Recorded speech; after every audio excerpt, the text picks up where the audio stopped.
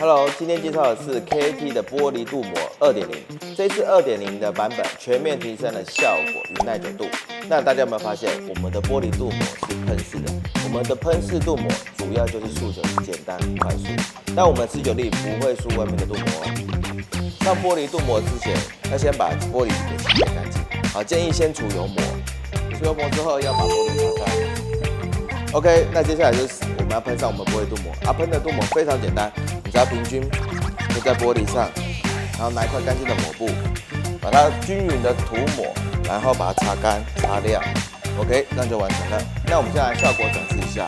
好，左边的是没有镀膜的，右边是有镀膜的。你可以看它的水珠滑落的效果。我们这个玻璃镀膜2.0，前挡可以耐久1个月的时间。那没有雨刷的侧窗跟后挡可以耐久3个月的时间。我本来想说，玻璃可以耐久，喜不喜欢喷式的镀膜？下方留言。